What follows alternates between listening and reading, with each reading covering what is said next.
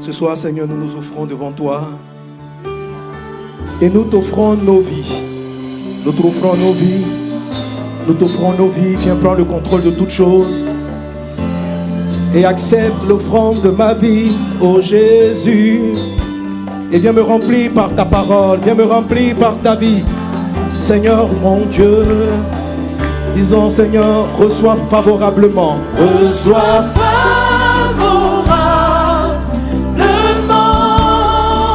les paroles et les sentiments de mon cœur. Seigneur, accepte l'offrande de ma vie et viens remplir le vase que je suis. Viens remplir le vase que je. Seigneur Dieu, reçois favorablement, reçois favorablement.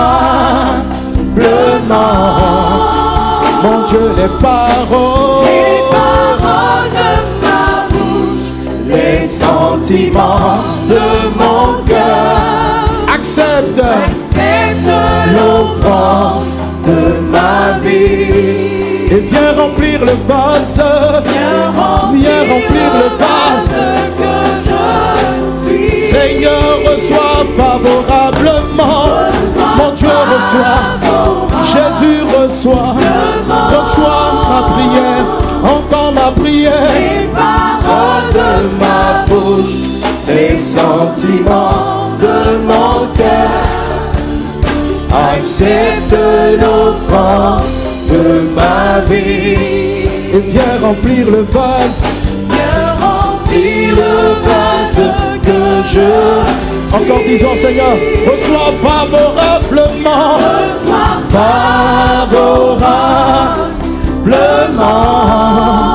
Les paroles de ma bouche, les sentiments de mon cœur.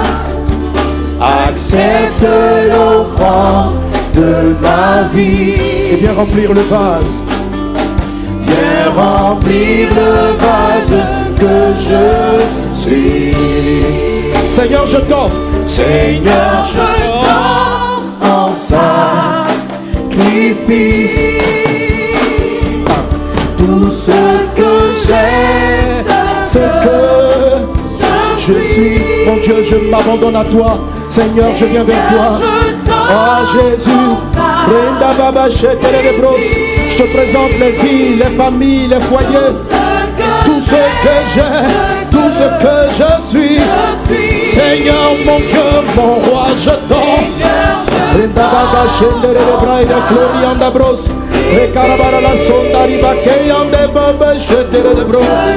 Tout ce que j'ai, tout ce que je suis. Seigneur, mon Dieu, je t'offre. Jésus, je t'offre. Seigneur, je t'offre. Mon roi, je t'offre. Seigneur, je t'offre. J'ai ce que je suis. Seigneur, je t'offre. Seigneur, je t'offre. Seigneur, je t'offre en sacrifice. Tout ce que j'ai, ce que je suis. Je m'abandonne à toi. Je me livre entre tes mains. Je t'appartiens, Jésus. Seigneur, je t'offre. Seigneur, je t'offre. Entends notre prière, Jésus.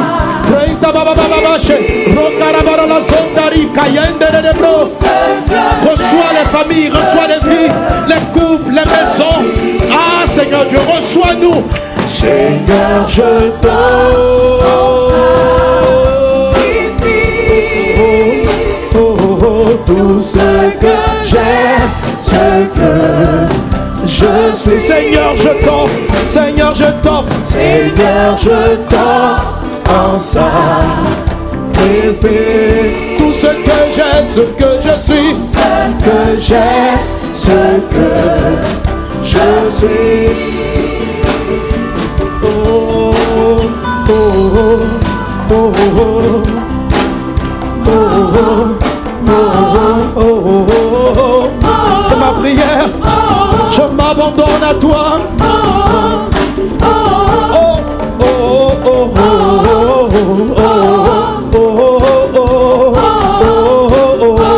Je suis à toi, Seigneur. Je t'appartiens, Jésus. Ma vie est en tes mains. Reçois ma vie, Seigneur. Quelqu'un dit oh, oh, oh, oh, oh, oh. Reçois nos vies, Jésus. Ce soir, nous venons devant toi, Seigneur Dieu.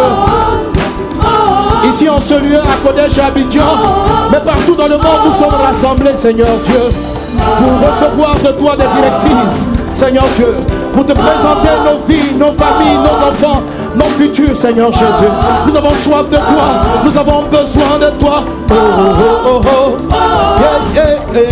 Oh, oh, oh, oh, oh, oh, oh, oh. Seigneur, nous t'appartenons. Je suis à toi. Ma vie est à toi. Mon être est à toi. Mon cœur est à toi. Ah, oh, oh, oh, oh, oh, oh, oh, oh. Mon Dieu, mon Dieu, mon Dieu. Oh, oh, oh, oh, oh.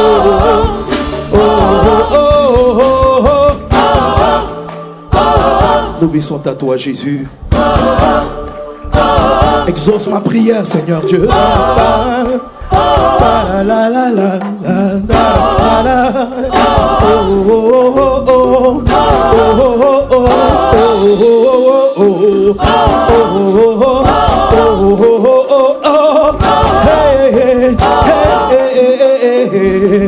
Ma vie est à toi, mon être est à toi. Ces instants sont à toi, toutes choses sont à toi, Jésus. C'est toi qui règnes, Seigneur Dieu, sur nos vies, mon Dieu.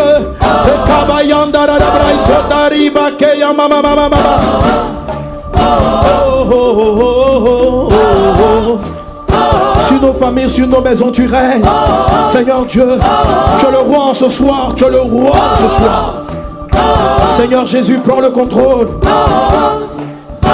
Saint-Esprit règne, installe le règne de Christ, installe le règne de Christ, installe le règne de Christ, installe le règne de Christ.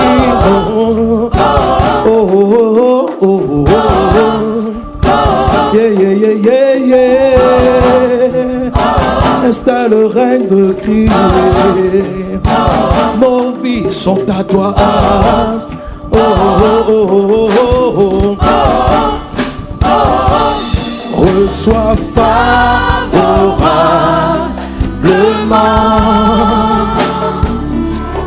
les paroles de ma bouche, les sentiments de mon cœur. Accepte l'offrande de ma vie. Viens remplir le vase que je suis. Accepte l'offrande de ma vie. Et viens remplir le vase que je suis. Est-ce que tu veux que Jésus te remplisse? Dis-le encore. Accepte l'offrande de ma vie. Et viens remplir le vase. Viens remplir le vase que je suis. Seigneur, nous voulons vraiment que tu nous remplisses encore. Accepte l'offrande de ma vie. Nous voulons que tu nous remplisses de ta parole. Remplis-nous de ton esprit. Viens remplir le vase que je suis. Ôte de nous ce qui n'est pas de toi. Remplis-nous de toi. Accepte l'offrande de ma vie. Seigneur, viens ôter les choses qui ne sont pas de toi. Et viens remplir le vase que je suis. Accepte, accepte l'offrande de ma vie. Viens remplir le vase que je suis. Braide soro barala kataraba be sharabara la soro barala ki. Brinda brada soro barala glorianda braida suntaraba brus. Rinda brada senda rabaka yanda ramamon. Viens remplir le vase que je suis. Seigneur, viens remplir. Viens remplir le vase que je suis. Que soit ta prière à Dieu. Fais monter là. Élèvons nos voix vers le Seigneur et dédions-lui ces 3 jours de séminaire sur la famille, afin qu'il vienne ôter ce qui n'est pas de lui et que nous soyons remplis de sa présence. Prie le Seigneur. Parle au Seigneur. Parlons à Jésus de tout notre cœur. Soupirons après le Seigneur. Soupirons après Jésus. Soupirons après le Seigneur. Cette femme-là, cette Samaritaine que Jésus a rencontrée, avait une forte soif. Elle cherchait autre chose pour combler son besoin. Mais Jésus lui a dit, l'eau dont tu as besoin qui te désaltérera pour toujours, c'est moi qui te la donne. C'est moi qui te la donne. Mon frère, ma soeur, toi qui m'entends de loin, l'eau dont tu as besoin, c'est l'eau qui vient de Jésus. Pas de la philosophie humaine, pas de la sagesse humaine, mais de sa parole, de sa présence. Et Jésus a dit dans sa parole, si quelqu'un a soif, qu'il vienne après moi. Manifestons notre soif en priant pour que le Seigneur vienne la combler. Si tu n'es pas intéressé, si tu es simplement quelqu'un de curieux, si tu simplement dis, bon, qu'est-ce qu'il y a à dire? Je suis venu pour apprendre 2 petites choses. Qu'est-ce qu'on a à m'apprendre encore?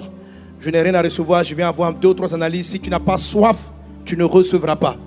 Si tu n'es pas disposé, tu ne recevras pas. Si tu es venu juste parce que tu avais ton service à faire, c'est-à-dire si tu n'avais pas ton service, tu ne serais pas là. Si tu es venu juste parce que si tu ne venais pas, on aurait demandé où étais-tu, pourquoi n'es-tu pas venu à ce culte. Si c'est ça ta pensée, il est fort probable que tu ne reçoives rien ce soir. Mais si tu as soif de sa parole, si tu as soif de Dieu, si tu veux passer à une nouvelle dimension divine dans ton foyer, dans ta maison, si tu as besoin d'une directive, exprime ta soif à Dieu. Jésus dit, si quelqu'un a soif, qu'il vienne après moi.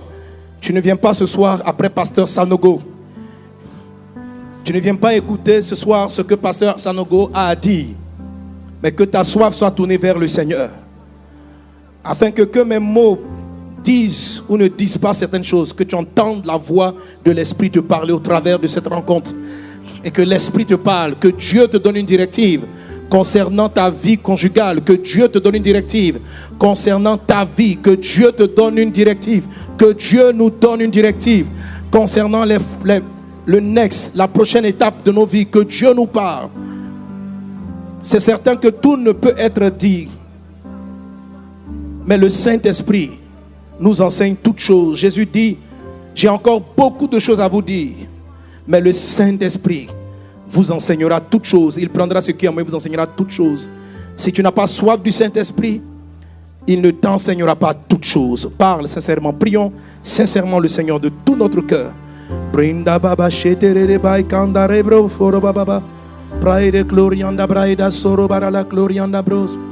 Seigneur, viens remplir le vase que nous sommes. Viens nous combler, viens nous remplir. Seigneur Jésus, ce moment est à toi. Je m'abandonne entre tes mains. Je crois en ta présence, en ta puissance pour renverser les forteresses de l'ennemi, les raisonnements qui s'élèvent, Seigneur Dieu, contre la vérité de ta parole. Je crois en toi, Seigneur Jésus. Saint-Esprit, saisis-toi de moi. Enseigne-nous tes voies. Saint-Esprit, saisis-toi de moi. Enseigne-nous tes voies. Nous sommes tous ce soir à tes pieds pour apprendre de toi. Nous sommes tous ce soir à tes pieds pour être délivrés. Nous sommes tous à tes pieds, Seigneur Dieu, pour apprendre à triompher de tout ce qui est obstacle, Seigneur, à ta volonté dans notre vie. Saint-Esprit, prends le contrôle. Saint-Esprit, prends le contrôle.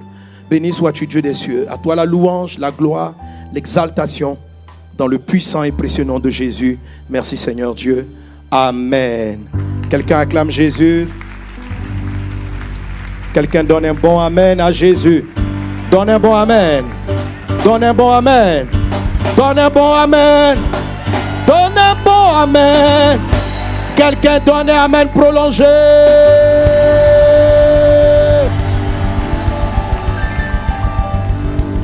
Alléluia. Gloire à Dieu. Gloire à Dieu. Bénis un voisin, bénis une voisine. Souhaite-lui la bienvenue à ce séminaire spécial. Mais comme nous sommes un mercredi, on est quelque part aussi à un rendez-vous des champions. Amen. Donc salue le champion, salue la championne qui est juste à côté de toi. et souhaite-lui la bienvenue au rendez-vous d'air. Le rendez-vous d'air. Je suis un. Tu es un. Nous sommes des. Nous sommes des. Quelqu'un acclame Jésus. Ton acclamation est timide.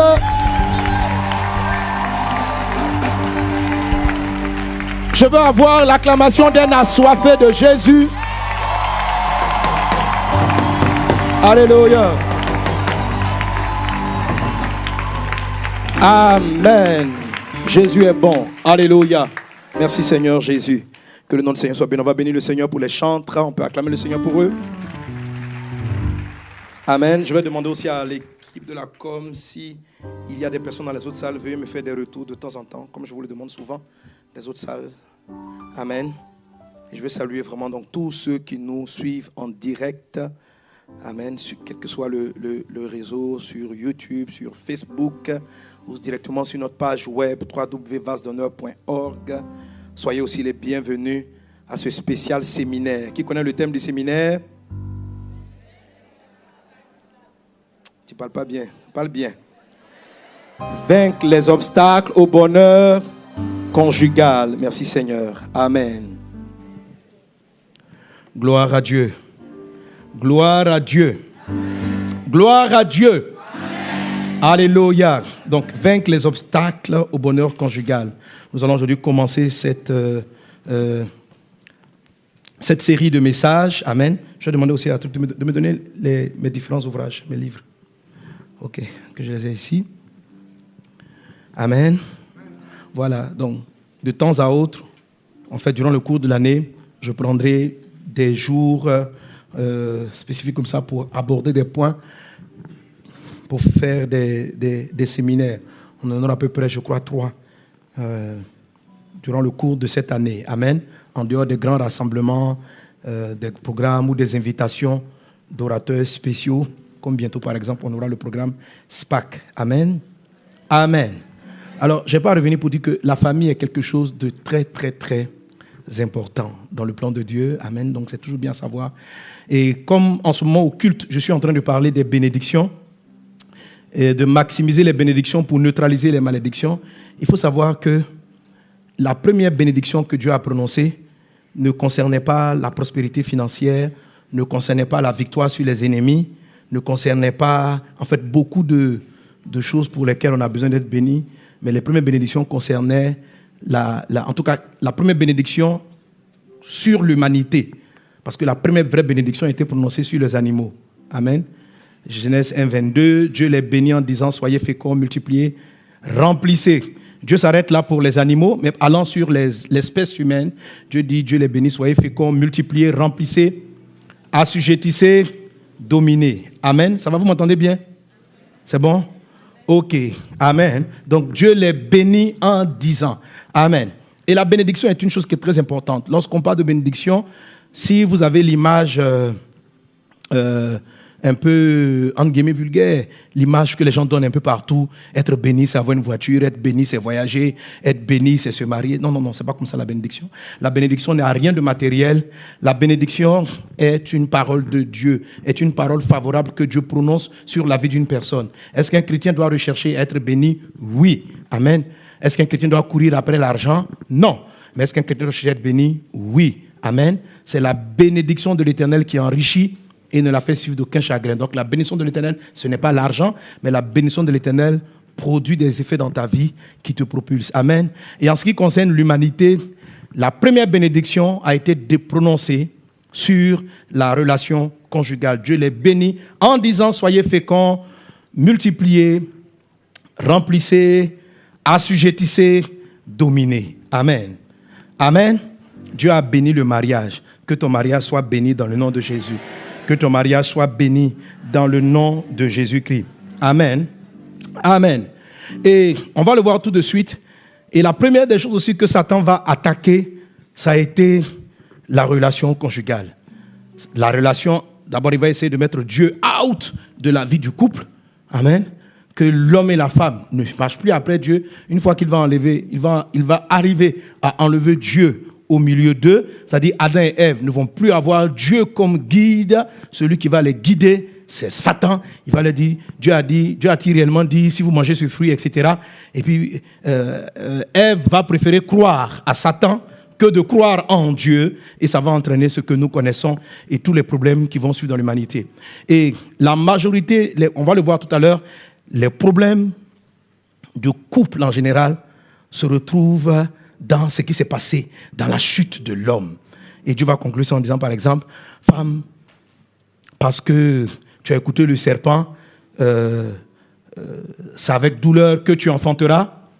Et puis il va dire ceci, tes désirs se porteront vers ton mari, mais lui, il dominera sur toi. Beaucoup de gens prennent cette parole-là comme étant le statut normal du mariage. La femme désire l'homme, l'homme domine sur elle. Ce n'est pas le statut normal, ça c'est un statut anormal. Alléluia. C'est un statut anormal, c'est un statut qui émane d'une malédiction. Si Dieu dit, après que Adam et Ève mangent le fruit, c'est avec douleur que tu enfanteras, ça veut dire qu'au départ, elle n'enfantait pas avec douleur. Amen. Puis après cela, il dit, femme, tes désirs se porteront vers ton mari et lui dominera sur toi. Ça veut dire qu'avant, ce n'était pas comme ça. Au commencement, il n'en était pas ainsi. Les gens confondent effectivement la notion de soumission à la notion de domination. Ça n'a rien à voir. Tous ceux qui vivent leur foyer dans ce statut, femme, je dois dominer, et la femme, mon mari, je vais courir après toi, sont sous comme l'effet d'une malédiction. Quand Jésus a prêché sur le mariage, lorsqu'on lui posait la question, est-ce qu'il est permis de divorcer? Jésus qui est venu pour la restauration de toutes choses va dire, au commencement, il n'en était pas ainsi. Donc la référence de Jésus en ce qui concerne le mariage, c'est la référence du commencement et non la référence de la conséquence du péché. Il dit au commencement, Moïse vous a permis cela à cause d'eux, mais à l'origine. Alléluia. Et Jésus est venu pour rétablir toutes choses. Donc on ne doit pas chercher, amen, à continuer à faire perdurer les problèmes. Mes soeurs, c'est pourquoi vous souffrez beaucoup. Non, vous allez voir que cette malédiction-là, elle fatigue les femmes. Tes désirs se porteront vers ton mari. Écoutez les hommes. La plupart des palabres des femmes, c'est pour attirer l'attention. Parce que c'est désir. Ça veut dire, non mais sérieux, si je viens tout de suite et je pose la question à tout le monde, donnez vos sujets de prière, vous allez voir la différence. 95, sinon 17% des sœurs, leur foyer, leur mariage ou la situation conjugale, c'est leur sujet principal. Ça veut dire que c'est comme si toute sa pensée qu'elle est au travail et le mari. Je veux me marier. Amen. Amen. Et donc la notion de domination qui est donnée là à l'homme, ce n'est pas la situation, ce n'est pas la situation normale. L'homme ne doit pas dominer. Amen. Mais dis à un voisin, il ne faut pas être pressé, on va comprendre. Il est chef, mais il ne domine pas. Alléluia. Dominer, ça ne veut pas dire chef. Par rapport à la femme, on va voir qu'est-ce qu'il était au commencement. Et comment Satan, en détournant, en séduisant Ève et Adam, a brisé cette facilité-là donc du bonheur conjugal, parce qu'il va se produire maintenant une anomalie. Il va se produire une anomalie. Et à la fin de ce moment, surtout le vendredi, lorsque je vais aborder, c'est le vendredi, je vais toucher les conséquences de la malédiction et puis comment on rattrape ces choses-là. Je vais expliquer que la majorité du désir, je vais vous expliquer, qui amène les sœurs à vouloir se marier n'est pas le bon. La Bible ne dit pas, là je vais à vendredi déjà, puis je reviens aujourd'hui. Amen. La Bible dit, oui, écoutez, la Bible ne dit pas, tes désirs se porteront vers l'homme. Non. Tes désirs se porteront vers ton mari. En fait,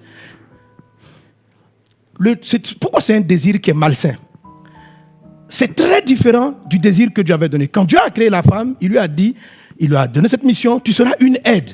Donc en vérité, la femme, normalement, elle est attirée à venir soutenir une mission.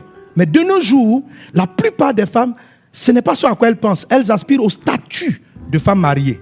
C'est-à-dire, elles désirent être mariées. Qu'est-ce qu'on va faire du mariage? Ce n'est pas trop important. Ce qui est sûr... Amen.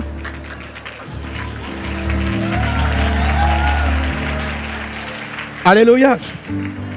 Je vais arriver sur les hommes restez tranquilles. Amen. C'est que on dit qu'est-ce que tu veux? Parce que je vais me marier. Je vais me marier. Et déjà même le sujet, je veux me marier, n'est pas très correct. Il est poussé par ce désir-là du statut. Ce n'est pas que la femme est attirée par l'homme. Non. Elle est attirée. Il dit tes désirs se porteront vers ton mari. Et quand on dit le mari, donc on parle du statut de mari. On n'a pas dit vers les hommes. Ce n'est pas le fait d'avoir un homme dans sa vie, non. Ce n'est pas tes désirs vont se porteront vers le fait d'avoir un homme. C'est les désirs vont se porter vers le fait d'avoir un mari, c'est-à-dire vers le statut de femme mariée. Et ce désir-là va déranger beaucoup de choses. Et parce que la dame désire ça ardemment, les hommes aussi vont en profiter. Et c'est cette malédiction-là qui va entraîner dans la suite donc les polygamies, le désordre, le désir étant malsain, ça sera une base de beaucoup de conflits conjugaux. Et comme le mari n'a pas la bonne attente, le bon retour, donc les gens ne se comprennent pas du tout. La femme cherche à attirer l'attention. Le mari, lui, cherche à tout prix à être respecté. C'est ça la domination, là. Les sentiments de domination. Quand il n'est pas considéré comme le roi, il est mal à l'aise. Parce que lui aussi, il a des sentiments issus, générés par une forme de malédiction. Tout ça doit être corrigé dans le nom de Jésus. Parce que c'est cette insatisfaction-là qui va donc amener les hommes à avoir plusieurs femmes, à développer la polygamie et toutes sortes de dépravations. Juste cette parole. Quand j'ai expliqué ça, une soeur qui est venue me dire, elle dit, parce que avant je pensais que tu vas enfanter avec douleur qui était la souffrance la plus dure de la femme. Mais la plus dure, la partie la plus dure, c'est pas tu enfanteras avec douleur là. Ça même là, c'est gérable. Mais la deuxième partie du verset, tes désirs se porteront vers, mais il dominera sur toi. Moi je vois des femmes, oh non, quand je vois les soeurs, vraiment, vous souffrez. Vous souffrez. C'est tu vois, l'homme, il lui a donné un enfant. Viens s'occuper de la famille, on va rester. Le gars, il est parti, il a d'autres choses dans la tête. Elle est chrétienne, elle souffre. J'espère que mon mari va revenir. Lui, il est avec les autres filles du quartier. Ça dit que ce n'est même pas, ça dit la situation d'homme marié là. Ce n'est pas une priorité. Lui, c'est juste dominer, c'est-à-dire juste assouvir un besoin de domination. Vous voyez de quoi je parle en domination maintenant? Une fois qu'il a eu son affaire, il avance vers ce... Voilà. Il n'y a pas le désir de construire, de bâtir et quelque chose. Donc tout ça doit être rectifié, mais c'est le vendredi je parlerai. Amen. Mais Dieu a donné une solution qui me plaît trop dans la parole du Seigneur. Waouh! J'ai été édifié. La dernière fois à la formation des pasteurs, j'en ai parlé. Jésus m'a surpris. Il y a un texte de Timothée qui est trop dangereux. Oui. Il dit, je ne permets pas à la femme d'enseigner ni de prendre autorité sur l'homme. Mais le mot homme qui est utilisé ici dans le mot grec, ce n'est pas l'homme en général, c'est le mot mari, c'est le mot époux. En fait, il dit, je ne permets pas à la femme d'enseigner ni de prendre autorité sur son mari. Et puis il dit, parce que l'homme a été créé avant, la femme a été créée après. Et puis il dit ceci, c'est Ève qui a péché. Et il dit, elle sera néanmoins sauvée. Cette phrase-là est trop puissante. Il dit, elle sera néanmoins sauvée en devenant mère. Pendant longtemps, je n'ai pas compris en quoi est-ce que l'enfantement délivrait la femme de la malédiction, de la domination et de ce désir, je dirais, malsain. Malsain parce qu'il est issu d'une malédiction. Il ne vient pas d'une bénédiction. Ce n'est pas la première, cela n'était pas au commencement. Alléluia. Amen. Alors, il y a quelque chose que tu vas faire, ça c'est le vendredi, à aligner, à enlever d'abord les mauvais désirs, à reconnaître ce qui n'est pas désir qui doit conduire ton mariage, et puis à aligner sur les désirs selon la parole de Christ. Amen. Et rééquilibrer les choses. Alléluia. Je vais t'expliquer ce que ça signifie en devenant mère. Que Dieu nous aide. Donne-moi amen à Jésus. Donnez-moi amen à Jésus. Amen. Dis avec moi le bonheur conjugal. Alléluia. Et le thème est super parce qu'on était dans la dynamique du bonheur conjugal avec les liaments. C'est pas ça, pas du bonheur conjugal, mais du bonheur en général. Amen. Voilà, Dieu veut que tu sois heureux. Dieu veut que tu sois heureux. Deutéronome chapitre 30, verset 9 dit, l'Éternel ton Dieu, Deutéronome 39, l'Éternel ton Dieu te comblera de bien en faisant prospérer tout le travail de tes mains, le fruit de tes entrailles, le fruit de tes troupeaux, le fruit de ton sol. Car l'Éternel, lisons la dernière partie du verset, car l'Éternel prendra de nouveau plaisir à ton bonheur, comme il prenait plaisir à celui de tes pères. Amen. Donc Dieu prend du plaisir quand nous vivons le bonheur. Dieu prend du plaisir. Donc il ne faut pas croire que Dieu a un problème à ce que tu sois heureux. Bien au contraire, il dit, regardez, il dit, car l'Éternel prendra de nouveau plaisir à ton bonheur. Alléluia. Que Dieu prenne du plaisir à ton bonheur. Que ton bonheur soit restauré au nom de Jésus. Alléluia. Donc Dieu veut ton bonheur. Amen. Je parle du bonheur conjugal. On va traiter les obstacles, vaincre les obstacles qui s'opposent au bonheur conjugal. Amen. Donc on va se mettre d'accord que déjà Dieu veut que dans le couple on soit heureux. Dieu veut qu'on ait le bonheur. Amen. Donc j'ai d'abord dit Dieu veut qu'on ait le bonheur en règle générale. Que ce soit lié à la famille ou pas à la famille, Dieu veut qu'on ait le bonheur. Amen. Mais il est important de savoir que le bonheur n'est pas une finalité, mais un accompagnateur vers une destinée. Le bonheur n'est pas une finalité, mais un accompagnateur. Amen. Psaume 23, verset 6, tout le monde le connaît. Il dit quoi? C'est un des versets des liamants. T'as toutes les liamants, vous devez dire ça. Oui, le bonheur et la grâce. Amen. Tous les jours de ma vie, et j'habiterai dans la maison de l'Éternel jusqu'à la fin. Donc le bonheur et la grâce t'accompagnent. Amen. Le bonheur est un compagnon. Ce n'est pas une finalité. On ne vit pas pour le bonheur. Alléluia. Le bonheur t'accompagne vers une destination. Amen. Amen. Alors déjà, ça peut te prouver quelque chose. Le bonheur n'est pas une quête première, mais le bonheur est un accompagnateur important pour que tu atteignes de manière heureuse ta destination. Alléluia. Que tu atteignes ta destination dans le nom de Jésus. Que tu atteignes ta destination dans le nom de Jésus. Amen. Et nous rattachons cela avec, donc bien sûr, un des textes que les femmes ont utilisés. Proverbe chapitre 18, verset 22. Qui connaît par cœur?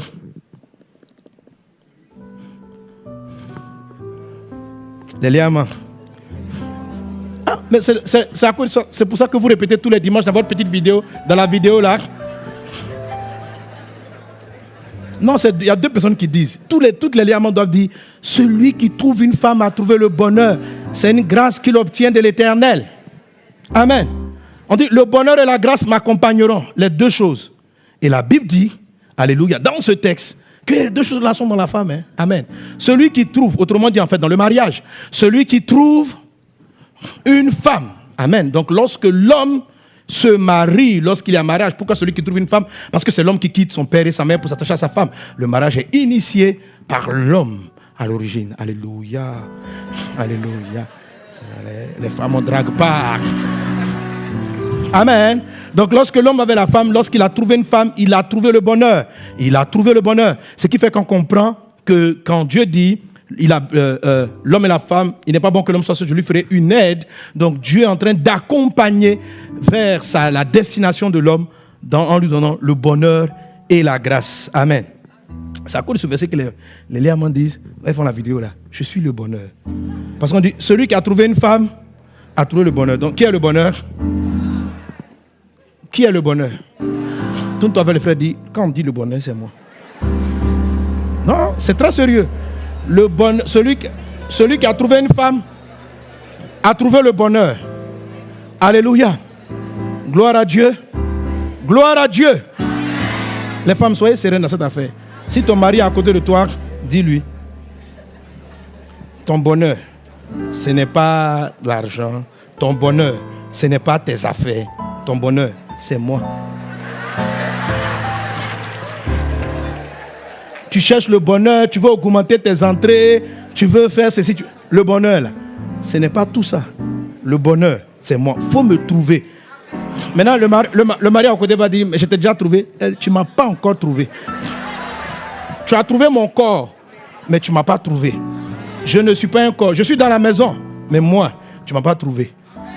Parce qu'il y a beaucoup de femmes qui ne se retrouvent pas dans la maison. Donc, elles-mêmes sont perdues dans leur foyer. Elles savent pas ce qui se passe. Donc, on ne les a pas retrouvées. Alléluia. Oui, parce que beaucoup de gens n'ont pas le bonheur. Parce que la vérité, c'est qu'ils n'ont jamais trouvé leur femme. Mais la femme elle-même ne sait pas où elle est aussi. Donc, quand la Bible dit celui qui a trouvé une femme a trouvé le bonheur, frère, c'est profond de sens. Ce n'est pas ce que tu as trouvé, le corps. Une femme, c'est... Amen. Le corps peut être à la maison, mais l'esprit ailleurs. La personne n'est pas là, tu ne l'as pas trouvé. Tu ne l'as pas trouvé. Quand ton esprit est ailleurs, si quelqu'un te touche, tu te réveilles, tu dis, excuse-moi, je n'étais pas là. Tu étais où? Mon esprit était ailleurs. Parce que être là, c'est être l'accord à mes esprits. Amen. Quand un enfant en classe est en train de suivre, puis son esprit est en train de penser à ses jeux, il n'est pas en classe. Il ne sait pas ce qui se passe en classe. Il n'est pas là. Donc avoir un corps, ce n'est pas trouver une personne. Quand la Bible dit celui qui a trouvé une femme, il a trouvé le bonheur. Ce n'est pas que tu as eu un corps avec lequel tu dors à la maison. Est-ce qu'elle est là? Est-ce qu'elle est là? Ou bien elle est dans un autre rêve, d'un autre foyer. Oh! Qui m'a dit d'entrer dans cette situation? Et elle idéalise une autre relation. Donc tu n'as pas trouvé. Amen. Amen. Mais il faut que les sœurs aussi se retrouvent elles-mêmes aussi. Amen. Alléluia.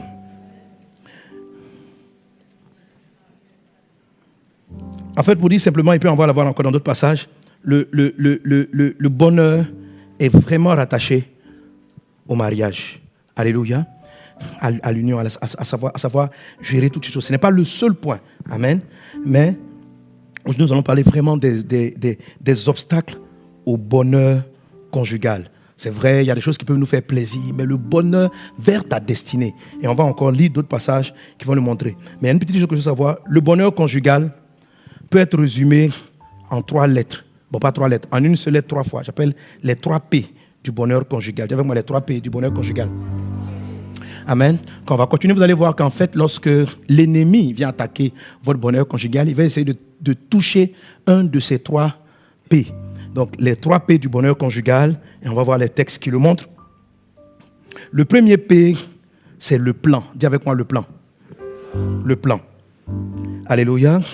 Donc, le bonheur conjugal, quand on parle du plan, quand on parle du plan, on parle de plan. Plan en tant que but, plan en tant que cheminement pour aller vers une vision, pour aller vers un but. Amen. J'aurais pu appeler ça un objectif, une vision, un cheminement. Et le couple suit un cheminement. On dit, le bonheur et la grâce m'accompagneront. Ils m'accompagnent sur une voie que je dois prendre. Alléluia. Si cette voie-là n'est pas là, si le bonheur ne veut pas me trouver en mouvement, le bonheur vient m'accompagner, c'est un accompagnateur. Donc c'est très important d'avoir la notion du plan, ça veut dire de direction. Un homme dans son couple, s'il veut que le foyer soit heureux, amen, il faut qu'ils aient une vision. Sans vision commune, vous ne pourrez pas connaître le bonheur. Alléluia. Sans vision commune, vous ne connaîtrez pas le bonheur. Un couple qui s'assoit, qui n'a pas de plan commun, connaîtra des crises. Amen.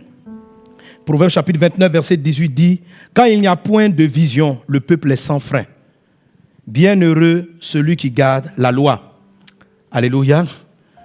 On dit qu'il n'y a pas de vision. Quand madame a une vision, monsieur a une vision, ça fait 2 visions. Ça fait quoi? Division. Donc 2 visions, ça fait 10 visions. La division vient de ce qu'on ne voit pas les choses pareillement. Alléluia.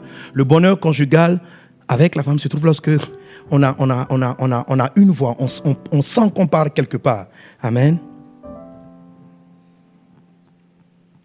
Donc ton bonheur est fonction de la quête de réalisation de ta destinée. Le mariage est une combinaison homme et femme pour atteindre le but. Le conjoint, l'homme comme la femme, transporte une part de cette vision. En règle générale, je ne suis pas arrivé sur ta vision spécifique, mais en règle générale, voilà ce que la Bible dit. Proverbe chapitre 16, verset 4. L'Éternel a tout fait pour un but, même le méchant pour le jour du malheur. Donc tout ce que Dieu a créé, il a fait pour un but. Si Dieu veut que tu te maries, c'est qu'il y a un projet. Ce n'est pas simplement pour que vous soyez mariés, c'est parce qu'il a un projet. Amen. Je ne vais pas m'attarder là-dessus parce que ce sont des choses que j'aborde souvent, mais ce sont des fondamentaux importants. Genèse chapitre 2, verset 4. Genèse chapitre 2, verset 4. La Bible dit: voici les origines des cieux et de la terre quand ils furent créés. Lorsque l'Éternel Dieu fit une terre et des cieux, aucun arbuste des champs n'était encore sur la terre et aucune herbe des champs ne germait encore, car l'Éternel Dieu n'avait pas fait pleuvoir sur la terre et il n'y avait point d'homme pour le cultiver. On va lire Genèse 1, 26 et puis après je vais revenir à Genèse 2, 4. Genèse 1, 26. Dieu dit: faisons l'homme à notre image, selon notre ressemblance, et qu'il domine. Je vous ai souvent enseigné que le « et qu'il domine », ça veut dire « afin qu'il domine ». Donc Dieu a créé l'homme afin qu'il domine. Alléluia. Dis à ton voisin: je suis né pour dominer. Voilà. Mais pas la femme. Amen. Le but, ce n'est pas de dominer sur ta femme. Amen.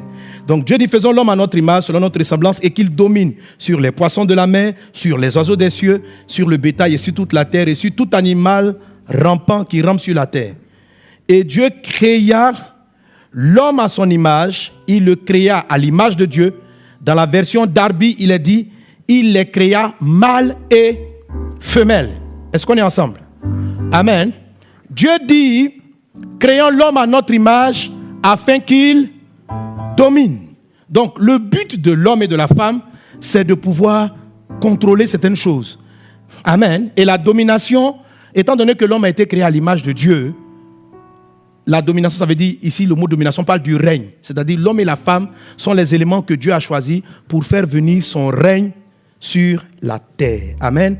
Dieu avait voulu organiser la terre. Donc, Genèse chapitre 2, verset 4 dit: Dieu n'avait pas fait pleuvoir, il n'y avait pas encore de plantes, parce que Dieu n'avait pas fait pleuvoir et parce qu'il n'y avait pas d'homme pour cultiver. Alléluia.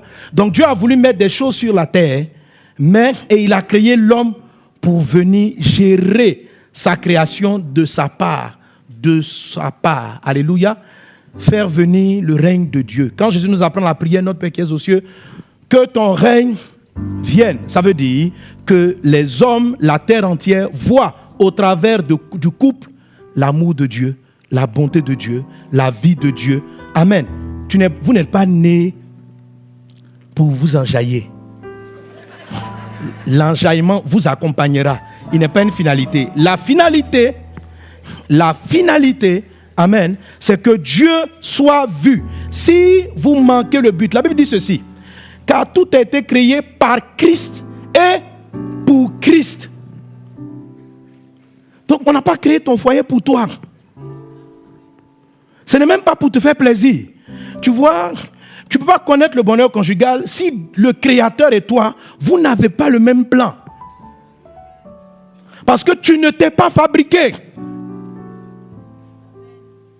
Et tu vas souffrir en ce qui concerne le mariage. Tu vas être comme sous l'effet de cette malédiction-là si tu ne corriges pas ta manière de voir. Donc quand tu arrives dans ce genre de séminaire, il faut que tu revoies la façon dont tu juges le foyer. C'est Dieu qui a créé le mariage. Ce n'est pas les êtres humains, ce n'est pas la société, ce ne sont pas les mères qui se sont associés et qui ont décidé comment devait fonctionner le mariage. C'est Dieu qui a créé le mariage. C'est Dieu qui a instauré la première réunion. Et Dieu dit, c'est pour administrer la terre de ma part.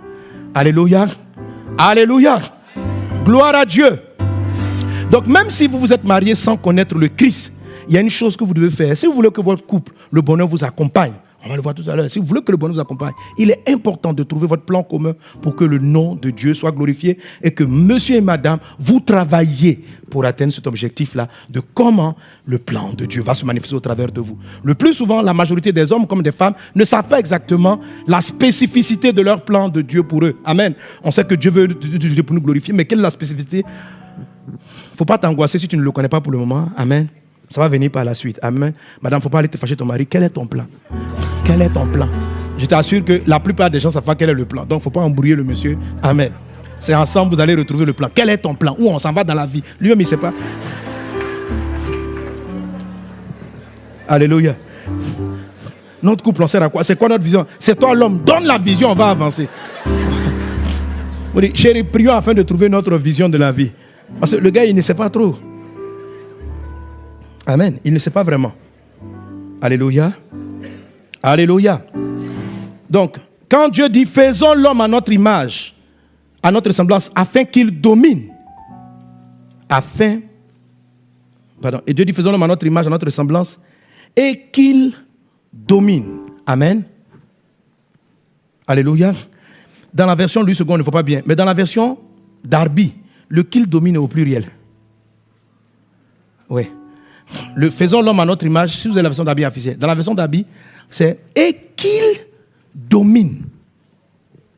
Donc, la domination, là, ce n'est pas le propre du mâle. C'est pourquoi elle a dit et qu'il domine. Et il les a créés, mâle et femelle, hommes et femmes. Ça veut dire c'est la fusion. Donc quand Dieu dit créons l'homme, c'est l'espèce humaine.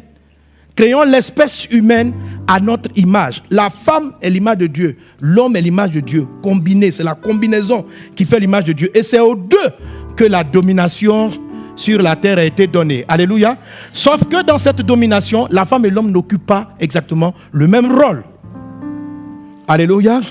Alléluia. Donnez un bon amen à Jésus. Donnez un bon amen à Jésus. Amen.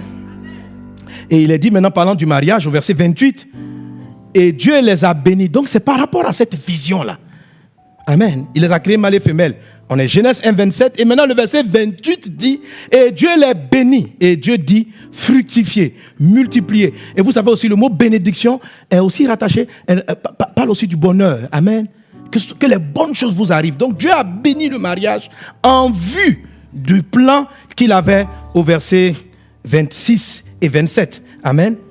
Et Dieu les bénit et Dieu leur dit fructifiez, multipliez, remplissez la terre et l'assujettissez, dominez sur les poissons de la mer et sur les oiseaux du ciel, etc. Amen. Donc vous regardez bien. Au verset 26, il est dit dominez sur le poisson, etc., etc. Et au verset 28, Dieu donne le process de la domination. Parce que c'est un processus qui finit et dominer. Amen. Dieu dit créons l'homme à notre image afin qu'il domine. Dans la version d'Abbé, c'est au pluriel. Afin qu'il, les deux ensemble, dominent. Amen. Mais ce n'est pas faux quand même au singulier, parce que c'est un seul être qu'on a séparé en deux. Alléluia. Alléluia. Et la Bible dit, il a créé donc l'espèce humaine en deux formes, l'homme et la femme. Après, il leur dit, je vous bénis, vous deux là, pour que vous dominiez, pour que vous fassiez ce à quoi je vous ai appelé, je vous donne ces capacités. Soyez féconds, multipliez, remplissez, assujettissez et dominez. Donc, pour dominer selon ce qui est écrit au verset 26, suivez cette étape. Fécondité, multiplication, remplissage, assujettissement, domination. Que cela soit le partage de ton foyer. Au nom de Jésus. Au nom de Jésus. Amen. Amen. Amen. Que Dieu bénisse ton foyer ou ton futur foyer. Qu'il en soit ainsi dans le nom de Jésus. Amen. Bref, en fait, pour dire que votre couple a une mission.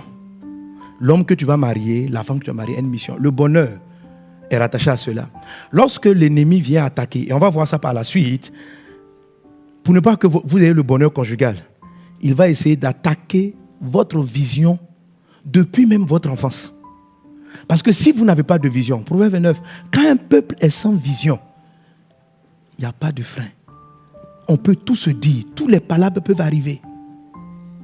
Quand vous n'avez pas de plan, imaginez des gens qui se retrouvent dans un match de football et ils n'ont pas l'objectif de gagner l'équipe adverse.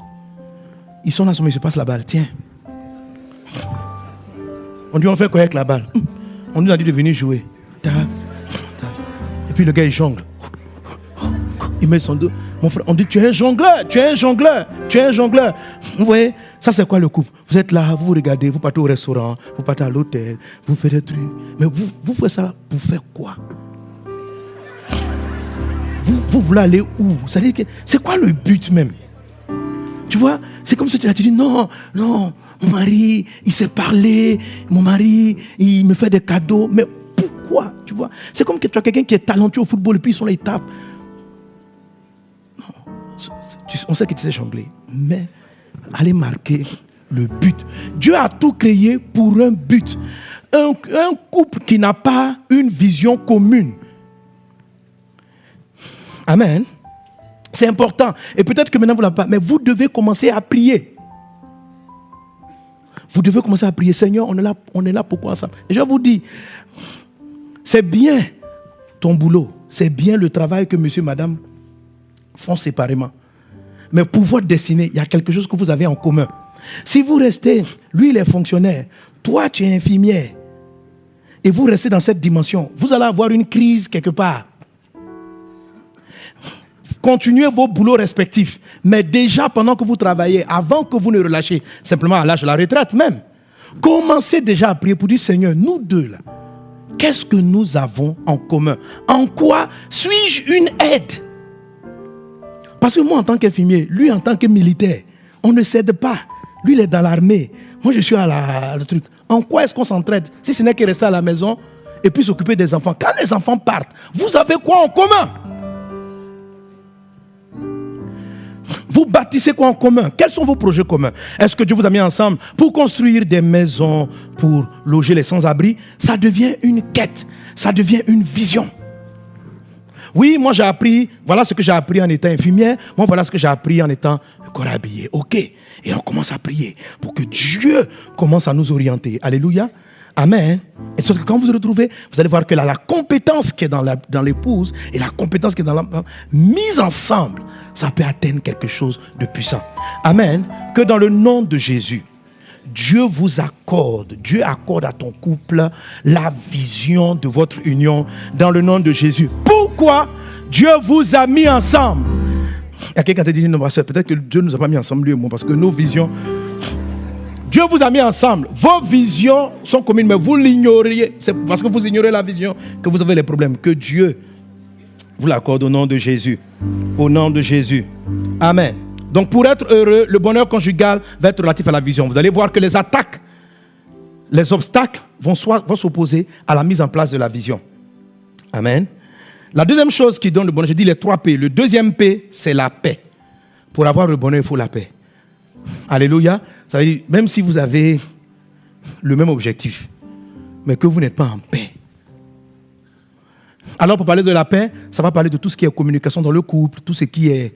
on a d'abord la vision, le premier P du bonheur, amen. Donc le bonheur nous accompagne vers la vision. Alléluia. On a la paix, le deuxième P du bonheur. Dis avec moi la paix. La paix. Alléluia. Lamentation chapitre 3 verset 17 dit ceci: tu m'as enlevé la paix, je ne connais plus le bonheur. Tu m'as enlevé la paix, je ne connais plus le bonheur. Quand il n'y a pas la paix, quand il y a une maison, vous êtes en palabre, il n'y a plus de bonheur. Nous n'avons pas besoin même de démonstration biblique. On a besoin d'un verset pour s'expliquer que s'il n'y a pas la paix, il n'y a pas le bonheur. Amen. Amen. Vous voyez une équipe de football, tout le monde a envie de marquer, mais si 2 joueurs se battent et ne veulent pas se faire la passe, ils ne pourront même pas atteindre le but. Il faut qu'il y ait la paix. Amen. Amen. Tu m'as enlevé le bonheur, tu m'as enlevé la paix, je ne connais plus le bonheur. Il faut qu'il y ait la paix. Que Dieu accorde la paix dans ton foyer, dans ton futur foyer, dans le nom de Jésus.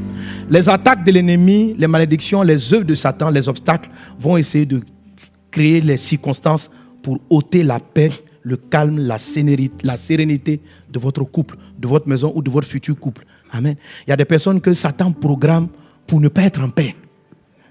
La Bible dit, mieux vaut habiter à l'angle d'un toit qu'habiter avec une femme querelleuse. Donc, quel est l'obstacle à ton mariage? C'est ton côté querelleuse. Tu es trop irritable. Tu cries, tu t'énerves. C'est pour ça que tu n'as pas le bonheur. L'obstacle à ton couple, c'est la colère. Mais vous habitez à l'angle d'un toit que d'habiter avec une femme querelleuse. Or, Satan sait que il suffit qu'il fasse de toi quelqu'un de susceptible pour que ton foyer ait un problème. Donc, bien avant ton mariage, tu peux être programmé à la susceptibilité, à l'angoisse facile et chronique, à une nervosité. Oui. Alors, quel est l'obstacle? Quand tu viens poser la question à Dieu, Seigneur, depuis là, j'aspire après le mariage. Je t'assure, ma soeur, tu veux que Dieu te marie. Travaille la colère et puis cherche le fruit de l'esprit. Sois une femme paisible. Dieu va t'emmener ton mari très rapidement. Mais tu n'es pas contrôlable. Quand tu es froissé, blessé, frustré, ton corps n'est plus contrôlable. Tu respires quoi? Tu n'es pas mariable. Tu n'es pas mariable. Il n'y aura pas le bonheur dans ton foyer. Celui qui a trouvé une femme a trouvé le bonheur. Mais ça, tu t'as trouvé, on n'a pas trouvé le bonheur. Parce qu'on va vouloir se réfugier à l'angle du toit. Est-ce qu'on est ensemble? Amen. Alors, qu'est-ce qui empêche que je sois marié? C'est Dieu qui va t'ouvrir les portes. La Bible dit, celui qui a trouvé une femme, il a trouvé le bonheur. C'est une grâce qu'il obtient du Seigneur. Amen. Je vais me marier. Dieu est prêt à t'ouvrir les portes. Mais juste ton tempérament. Au départ, Dieu n'a pas amené, il n'a pas besoin d'envoyer ton conjoint pour vérifier que tu es colérique ou pas. Regarde au travail. Regarde avec ta maman, regarde tes petits frères, regarde comment tu réagis. Quand tu es en colère, tu fais 3 jours que tu parles à personne. Tu n'es pas mariable. Si tu rentres dans un foyer, le foyer aura des problèmes. Quel est l'obstacle à ton couple? C'est le tempérament. Il faut traiter avec ça. Il faut le traiter. Il ne faut pas être là, non, il me provoque trop, il est toujours comme ça. Mais la colère là, elle a un problème déjà. Il n'y a pas la paix. Tu m'as enlevé la paix, tu m'as enlevé le bonheur. Ton couple n'est pas heureux. C'est vrai que ton mari a ses défauts, mais toi-même, tu es trop irritable. C'est un obstacle au bonheur conjugal. Dis Seigneur, aide-moi. Amen. Amen. Genèse chapitre 1, verset 25, la Bible dit, l'Éternel Dieu prit l'homme et le plaça dans le jardin d'Éden pour le cultiver et le garder. Amen. Et c'est là plus tard qu'on voit... donc on va continuer le passage et puis tu vas dire, bon, l'homme va... Non, pardon, ça c'est Genèse 2.15. Genèse 2.15, pas Genèse 1.15. Genèse 2.15. Donnez-moi le texte, s'il vous plaît. Voilà. L'Éternel Dieu prit l'homme et le plaça dans le jardin d'Éden pour le cultiver, pour le garder. Continue. Avançons, la suite. L'Éternel Dieu donna cet ordre à l'homme, tu pourras manger de tous les arbres du jardin. Avançons. Mais tu ne mangeras pas de l'arbre de la connaissance du bien et du mal, car le jour où tu en mangeras, tu mourras. Maintenant, l'Éternel Dieu dit, il n'est pas bon que l'homme soit seul, je lui ferai une aide semblable. Alors regarde là. Donc, la femme là, le mariage vient aider à faire quoi? À accomplir ce qu'on a dit au verset 17, au verset 16, verset 15. Ça dit, Dieu a mis l'homme dans le jardin d'Éden, suis-moi très bien, pour cultiver le jardin, pour le garder, et il lui a donné l'instruction, il y a un arbre à ne pas toucher. Ok? Et c'est par rapport à tout ça maintenant qu'on vient prendre la femme et puis on vient dire maintenant, il n'est pas bon que l'homme soit seul pour la réalisation de cette mission. Donc l'homme et la femme ont été choisis pour cultiver et garder quoi? Le jardin d'Éden. Ça c'était la mission spécifique à Adam et à Ève. Dans l'humanité, c'est de faire venir le règne de Dieu. Pour Adam et Ève, le jardin d'Éden. Et pour nous aussi, on doit cultiver et garder le jardin d'Éden. Vous savez ce qu'Éden signifie? C'est les délices. C'est encore le bonheur. Adam et Ève ont été choisis pour cultiver et garder le bonheur. Le bonheur se cultive. Le jardin d'Éden, on le cultive. On cultive la paix. Dieu leur a donné une vision. Et la Bible dit, Dieu a pris l'homme, il l'a placé dans les délices, dans le bonheur. Il est heureux. Et puis il a mis une femme. Il dit, le bonheur là, cultivez-le. Gardez, ça veut dire préservez-le. Autrement dit, faites tout pour qu'il y ait la paix. Gardez le jardin d'Éden, c'est faites tous vos efforts. Cultivez votre Éden. Ton mariage, quand Dieu te marie, avant de te marier, il te place en Éden. Et puis il amène quelqu'un pour t'aider à Éden. Pas pour que ce soit un endroit de guerre. Et vous devez cultiver. En fait, ce que tu m'as fait comprendre avec cela, c'est que le bonheur même dans le couple se cultive, se travaille, s'améliore. Hier, on est content, mais on doit cultiver pour encore être plus content. Que cela soit ton partage dans le nom de Jésus. Que cela soit ton partage. Moi, je cultive. Si tu es à côté de ton conjoint, nous cultivons. Nous cultiverons. Vois ton conjoint en esprit futur. Amen. Amen. Donc le mariage est venu pour cultiver la paix.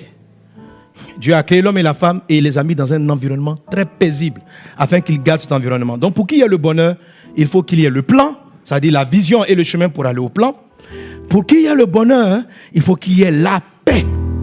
Et la paix doit être cultivée. Alléluia. La vision doit être travaillée, recherchée. On doit chercher à l'atteindre. Le bonheur, la sérénité, la paix doit être cultivée. Alléluia. C'est le deuxième P. Amen. Et le troisième P, pour que vous soyez heureux sur la terre, heureux dans votre couple, c'est ce que j'appelle le P de productivité. Derrière productivité. Productivité. Ou bien prospérité aussi. Dis prospérité. Amen. Amen.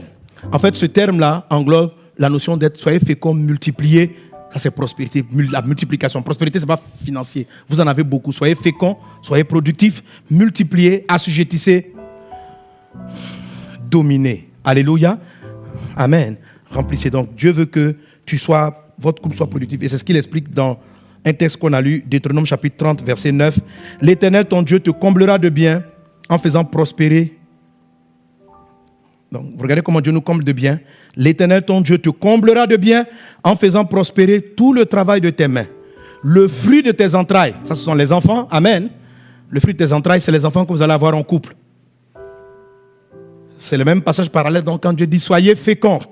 Donc, le fruit de tes entrailles, le fruit de tes troupeaux, ça veut dire tes entreprises, le fruit de ton sol, car l'Éternel prendra de nouveau plaisir à ton bonheur, comme il prenait plaisir à celui de tes pères. Donc, le bonheur aussi est rattaché à la multiplication, à la bénédiction du fruit de tes entrailles, de tes entreprises. Ça veut dire ce que vous entreprenez, vos activités ne doivent pas rester statiques. Elles doivent se multiplier, elles doivent prospérer. Je suis en train de dire, si un couple a une vision, si un couple s'entend bien, et puis ils sont galères, ils n'auront pas le bonheur. Est-ce que quelqu'un me suit? Si vous ne multipliez pas là, vous vous entendez, toi et ta femme, vous vous entendez, vous avez une vision, mais le fruit, vous travaillez et ça ne produit pas suffisamment. La maison ne sera pas épanouie. Vous allez vous satisfaire des DP.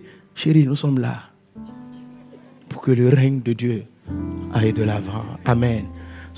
Travaillons d'un commun accord. Puis, on est dans la paix. Oui. Mais vous avez des problèmes pour mettre les enfants à l'école parce que vous n'avez pas assez d'argent. Le fruit de vos entrailles n'est pas comme béni. Quelqu'un est là avec moi? Alléluia. Vous ne savez pas comment les mettre à l'école. Vous ne savez pas comment gérer ceci ou cela. Chaque fin du mois, vous avez peur de l'arrivée du propriétaire. Est-ce que c'est un bonheur conjugal? Non. Vous avez la paix. Vous ne vous disputez pas. Vous avez une vision commune. Mais vous ne prospérez pas. Je souhaite que tu prospères à tous égards, comme prospère l'Éternel de ton âme. Amen. Ce sont les 3 P. Dis-moi les 3 P. Ça fait quoi les 3 P? Plan. Plan. Paix. Donc,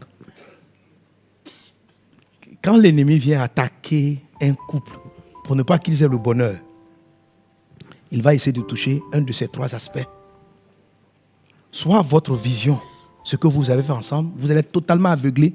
Donc à un moment donné, votre couple va devenir tellement ennuyeux, tellement tu n'as rien à faire avec ton mari, tellement il n'a rien à faire avec toi, que vous vous regardez parce que vous n'avez pas de plan commun. Et il passe plus de temps au travail parce qu'il a un plan commun avec la secrétaire. Il a un plan commun avec ses collègues à l'église. Le pasteur a un plan avec ses pasteurs assistants, mais il n'a pas de plan avec sa femme. Donc, il passe plus de temps à l'église, mais moins de temps avec sa femme. Il n'y a pas le bonheur conjugal. Il a Jésus, mais il n'y a pas le plan commun. Et parce qu'il n'y a pas le plan commun, ils ne sont pas heureux. Madame n'est pas heureuse. Monsieur rentre, j'étais en mission, j'ai gagné les âmes. Amen, alléluia. Gloire à Dieu, gloire à Dieu, gloire à Dieu. Vous devez trouver votre plan commun. Peut-être qu'au départ, vous l'ignoriez, mais vous devez le trouver.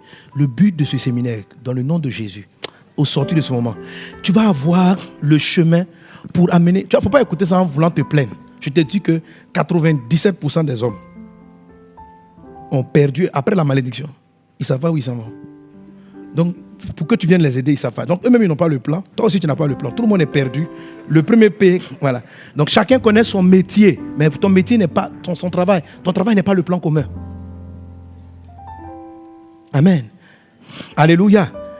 Il donne une vision et dit c'est l'homme et la femme qui vont réaliser cette vision. C'est pourquoi j'ai commencé par cela. L'homme et la femme, pas l'homme de son côté, la femme de son côté. Il a dit, il n'est pas bon que l'homme soit seul. Les activités que vous faites auparavant sont correctes, mais vous devez être conscient qu'au-delà du fait de vous être apprécié, de vous être aimé, de trouver que vous vous entendez bien, amen, vous devez générer ensemble un plan commun. Il va vous solidifier et il va bénir votre union. Amen. Vous devez avoir la paix. Et si vous avez la paix entre vous, il n'y a rien à faire, vous allez prospérer. Oui, la femme et l'homme sont des êtres plus dangereusement complémentaires. L'homme, dans le domaine de la paix, est le porteur de la vision. Ça, l'homme, Dieu dit à Adam, il dit, voici le jardin, tu vas le cultiver. Il lui montre, voilà ce qui est interdit. Et c'est après ça qu'il dit maintenant, il n'est pas bon que l'homme soit seul et qu'il va le mettre dans le process pour créer Ève. Donc, quand Dieu disait à l'homme le fruit interdit, Ève n'était pas là. Amen. Même de manière biologique, pourquoi c'est l'homme qui est le porteur de la vision? Alléluia. Les chromosomes de l'homme, c'est quoi? X quoi? Et ceux de la femme? Donc, le sexe même, c'est-à-dire le sexe est déterminé par l'homme. Mais l'homme ne peut pas à lui seul créer un enfant. Il donne, mais c'est une complémentarité pour que les choses apparaissent. Il dit où on s'en va. Si on va faire un garçon, il envoie Y. Y vient rencontrer X, ça donne un homme. Amen. Ce n'est pas qu'il domine, c'est une complémentarité. Alléluia.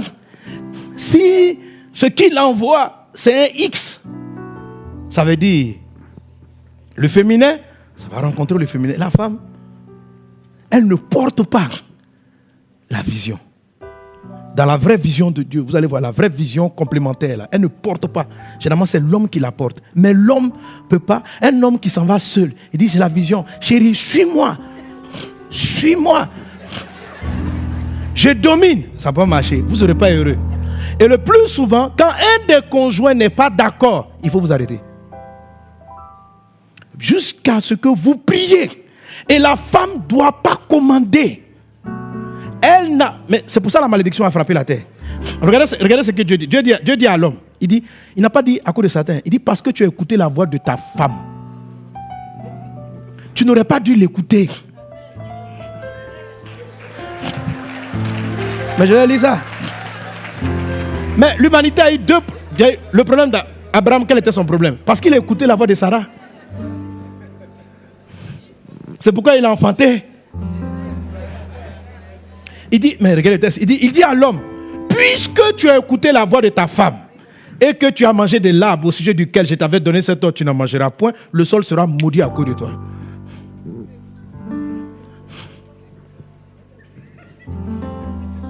C'est même pas puisque tu as mangé le fruit.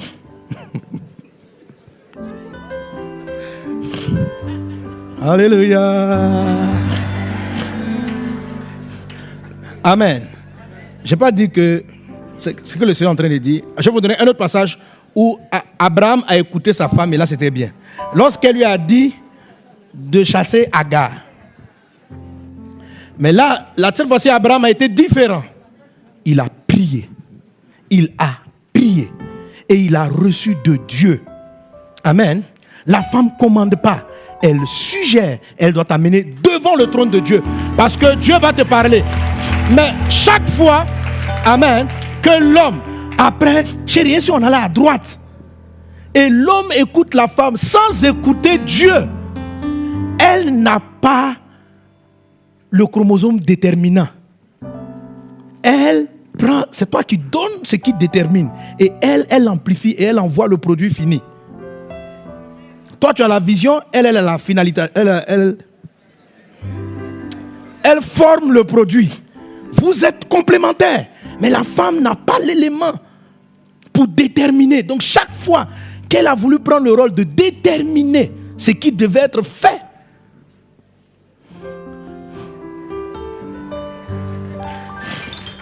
amen.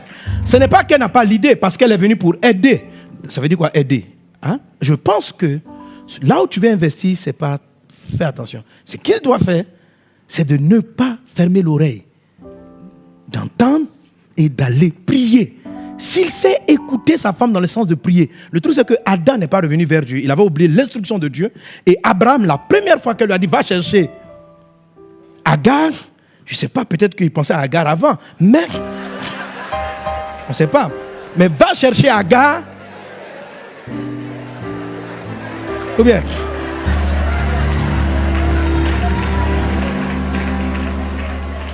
Amen. Il y a des choses pour lesquelles il faut prier. Si tu dis à ton mari, chérie, c'est compliqué, va vers la nounou, et puis il s'en va trop vite. Ah! Il y a un problème. Il y a un problème dans l'histoire. Bon, ok. Amen.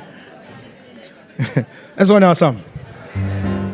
Donc il lui a dit, non chérie, ce n'est pas ce que Dieu m'a dit. Dieu m'a dit que je crois que j'avais entendu que c'est toi et moi, on doit avoir un enfant. Attends que je prie.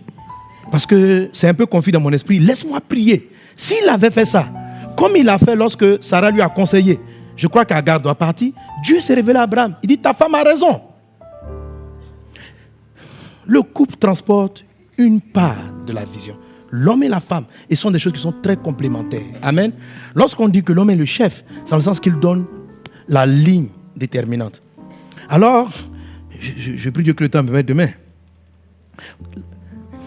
Les démons, l'attaque du diable. Il y a des attaques, par exemple, qui vont faire tout, ou de la manière pour détruire la paix. On prépare les gens à être très nerveux, coléreux, pour détruire la vision. Il y a des gens qui sont préparés depuis l'enfance à être timides, sans audace. Un homme qui n'a pas de poigne, un homme qui ne sait pas où il s'en va, c'est dangereux. C'est-à-dire, il ne dit rien dans la maison. C'est ce que la femme veut.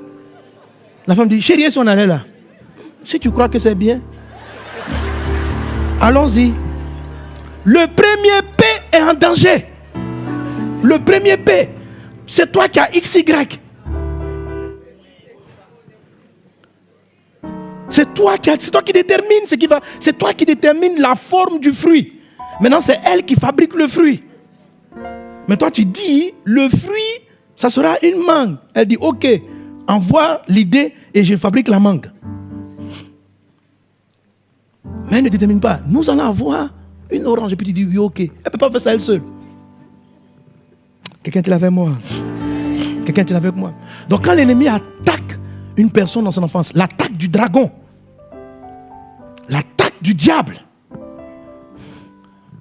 dès le début, c'est de ruiner ce genre de choses. Amener les gens à ne pas avoir confiance en eux, à ne pas pouvoir décider. En tout cas, moi personnellement, j'avais perdu. Et ça fait que je ne sais pas, c'est-à-dire, je ne sais pas trop où je m'en vais. Ce qui est bien que ce qui... Tu vois, quelqu'un, tu n'as pas de vision pour tes enfants, tu n'as pas de vision, tu ne sais même pas où tu veux, qu'est-ce qu'ils doivent faire dans la vie. Tu ne sais même pas. Tu ne sais même pas. Tu ne sais pas. On dit où on s'en va. Aujourd'hui, on fait une maison. On fait pas une maison. Et il y a d'autres hommes aussi, ils oublient la collaboration de la femme. que eux, ils n'ont pas la matrice qui crée. Ils ont l'idée. Ils ont la sémence. Et ils veulent tout faire. Chérie, aie confiance. Suis-moi. Observe tes entreprises sans ta femme. Ça n'ira nulle part.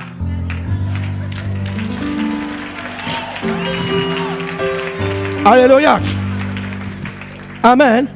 La Bible dit, il a dit dominer et il les a créés hommes et femmes pour accomplir le but. Je ne parle pas de réussir ton travail, ton boulot, elle n'a pas intervenu sur ton travail, ce que tu fais à ton travail. Je parle de votre vision de destinée, de la raison pour laquelle vous êtes ensemble. Tout ce que vous allez bâtir, c'est commun. Quand vous vous asseyez et que vous commencez à entrevoir des choses qui sont au-delà de vos activités professionnelles, tous les jours tu vas au travail, tu rentres le soir à 17h. Bon, je veux dire, c'est pas ta femme qui va te donner les instructions, tu prends les instructions au travail. Mais si vous n'avez pas de vision, votre couple ne part pas vers le bonheur. Parce que vous ne bâtissez rien en commun. Et si vous ne bâtissez rien en commun, s'il n'y a pas de vision, il n'y aura pas de frein, il y aura division. Il y aura division. Donc il faut qu'il y ait vision commune. Il faut qu'on s'asseye, il faut qu'on la rebâtisse. Parce que l'ennemi a travaillé dans la vie des hommes, dans la vie des femmes. Au lieu d'être une bonne matrice, compliqué, amer, blessé par la vie, fatigué par la vie. Le gars aussi, le monsieur, on l'a perdu, il n'a plus de vision, il n'a plus confiance en lui. Tous les jours, on lui rabâchait, tu vaux rien, tu es nul, tu sais rien faire dans la vie, tu sais rien faire dans la vie. On ne peut rien faire. Puis, le gars n'a plus confiance. Et maintenant, il y a d'autres femmes aussi, elles sont transformées en garçons. Ça, j'espère que demain, je vais te dire, c'est l'esprit Jézabel. L'esprit de Jézabel, très dangereux. Très dangereux. Il est très dangereux. C'est un esprit de python. Un esprit de serpent. Mais c'est Jézabel. Elle n'était pas là. C'est Akab qui était le roi d'Israël. Ce n'est pas Jézabel. Mais Jézabel. Un jour, Akab a pleuré et dit, Naboth ne veut pas me donner le chat. Naboth. Elle est venue et dit, pourquoi tu pleures? Il dit, c'est Naboth. Elle dit, ça ça tu pleures. Attends, j'ai réglé ça pour toi.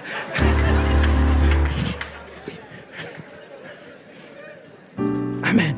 Et le diable, tellement, souvent, le côté domination de la malédiction, l'homme dominera la femme. Donc ça crée une forme, dans certaines familles, une forme de révolte.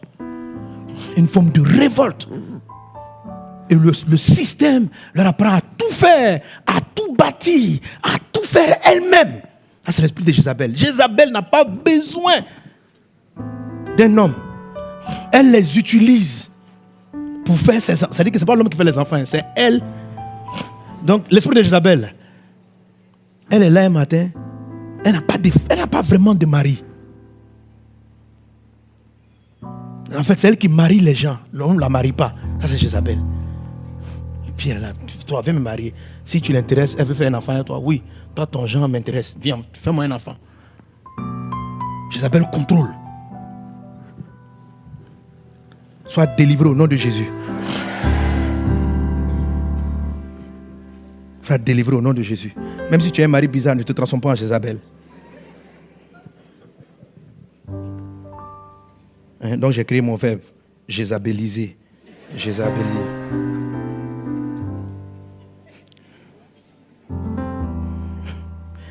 Est-ce qu'on est ensemble?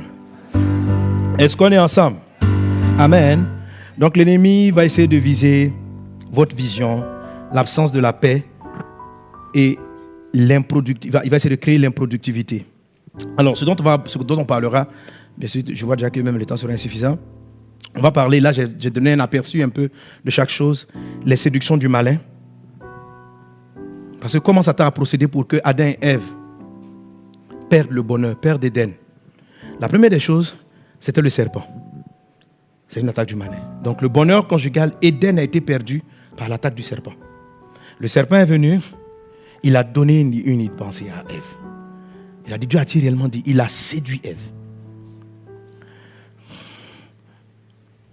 Lorsqu'il a séduit, il a amené Ève à se détourner, le couple à se détourner de la vision.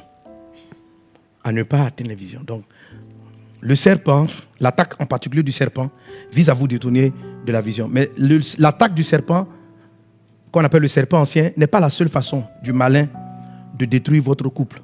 Ce n'est qu'une des stratégies. On parlera donc demain, je parlerai des 4 formes d'attaque majeures du malin, mais relatifs au bonheur conjugal, à la vie conjugale. Le nom diable signifie accusateur. Le nom diable signifie calomniateur. Dans le foyer, pour que vous soyez pas heureux, le diable vient, il parle, il critique, il calomnie ton conjoint. Ça veut dire que tu es couché comme ça, tu entends des voix. Tu n'entends pas, hein? Il te donne des pensées. Notez très bien que les attaques de Satan, à, je ne sais pas, plus de 99%, vous ne voyez pas de démon. Qui a déjà rencontré un démon? C'est rare, ça ne se fait jamais. Alors comment Satan attaque? C'est par des idées. Il y a beaucoup d'idées qui viennent dans ton esprit qui ne viennent même pas de toi. Qui ne viennent pas de toi. L'esprit, que ce soit le Saint-Esprit, tous les esprits, le Saint-Esprit, les démons, le diable, parlent par des pensées. Pierre se trouve devant Jésus. Jésus demande, qui dites-vous que je suis? Chacun répond d'une manière ou d'une autre. Pierre répond. Il dit, tu es le Christ, le Fils du Dieu vivant. Jésus lui donne l'information que ce que tu viens de dire, c'est mon Père qui te l'a révélé. Donc il a reçu une révélation sans trembler. Il a reçu une révélation pour dire, je sens, tu es le Christ, le Fils de Dieu. Non. Il était serein, il causait, tu es le Christ, le Fils de Dieu. On dit, oh, le Père vient. Donc la plupart des gens croient que les révélations, ce sont des extases. Ce n'est pas vrai. Tu peux être là comme ça en train de parler avec quelqu'un et puis tu parles par l'esprit. La Bible dit qu'à un moment, le souverain sacrificateur, quand il a parlé de Jésus, il dit l'important, il s'est en train de causer. Et puis il dit, il est nécessaire qu'une seule personne meure pour le salut de tout le peuple. Et la Bible dit, parce qu'il était souverain sacrificateur, c'est Dieu qui lui a dit de dire ça, il était en train de prophétiser. Dans sa chair, il voulait tuer Jésus. Dans sa bouche, Dieu a pris une parole et il l'a prophétisé. Dieu prophétise, Dieu vous oriente. Dieu, ça dit, la plupart des gens, quand on dit Dieu va leur parler, cherchent des hautes visions. Non, non, non. Non. Qui dites-vous que je suis? Pierre a parlé, on dit non, on dit ce que tu viens de recevoir, ce n'est ni la chair, ni le sang qui t'ont donné cette révélation, mais c'est mon Père qui est dans les cieux. Matthieu chapitre 16, verset 16. Au verset 23, le même Pierre, Jésus dit, je vais aller être crucifié. Pierre s'approche de lui et puis il dit, ne dis pas ça. Pourquoi tu dis à quoi de choses? Juste se retourne et puis il dit, arrière de moi Satan. Donc qui parlait? Satan. Satan. Donc Satan peut parler dans la bouche d'une personne, Dieu peut parler dans la bouche d'une personne sans qu'elle se rende compte. C'est une idée. C'est une idée. La Bible dit en Jean chapitre 13 verset 1 que Satan, dans Jean chapitre 13, c'est le diable. Ah, c'est une attaque du diable. Avant la fête de Pâques, Jésus, sachant que son heure était venue de passer de ce monde au Père, ayant aimé les siens qui étaient dans le monde, mit le comble à son amour. Avance un peu. Pendant le souper, lorsque le diable avait inspiré au cœur de Judas. C'est pas, il a inspiré. Et le diable a inspiré quoi? Au cœur de Judas Iscariote, le dessein de livrer. Donc, le diable est venu. Jésus qui était bien. Jésus le sauveur. Jésus le libérateur. Le diable a inspiré. Ça veut dire, il ne lui a pas expliqué. Il avait des inspirations. Oui, Jésus m'aime. Il n'est pas si bien que ça. Jésus m'aime. C'est une inspiration. Ce n'est pas une vision, ce sont des idées. Et c'est comme si le diable est venu. Jésus n'a pas de défaut, mais il a commencé à cibler des aspects de la vie de Jésus qui ne plaisaient pas à Judas. Entre autres, Jésus l'avait réprimandé au chapitre 12. À la fin du chapitre 12, Jésus a dit, parce qu'il avait dit, pourquoi est-ce qu'on ne donne pas, on ne vend pas le parfum là? Judas n'était pas content. Judas n'était pas content. Je pense qu'il a appliqué la mouche là. Il y a des gens, oui, il s'est énervé, il dit, mais pourquoi que Jésus, je pensais que c'était un gars très spirituel. Lui aussi, il aime le luxe. Lui, Jésus. Non, parce que le parfum, quand il a cassé le parfum, il dit, on aurait pu le vendre 300 deniers. C'est beaucoup d'argent. Et quand il a vu la femme gaspiller, il a été choqué. Il a été choqué. Il a été choqué. Et Jésus qui est là, au lieu de dire, madame, c'est du gaspillage. Les pauvres dans la ville, ils ont des besoins. Tu vois, tu casses un parfum comme ça. On peut nourrir la foule avec ça. Vous savez, Ça se discute, c'est un avis, c'est un angle de vie. Jésus dit, elle a fait ça pour ma sépulture. Il avait une vision future. Mais ça, la plupart des chrétiens ascètes, c'est-à-dire les chrétiens qui, dès qu'ils voient que le pasteur a acheté un nouveau téléphone, est-ce que non? Ça, c'est l'offrande des gens. Donc, pendant que tu parles comme ça, c'est le diable. C'est le diable. C'est le diable. Et qu'est-ce qu'il est en train de faire? Calomnier quelqu'un. Calomnier une personne, c'est d'évaluer la personne à tes yeux.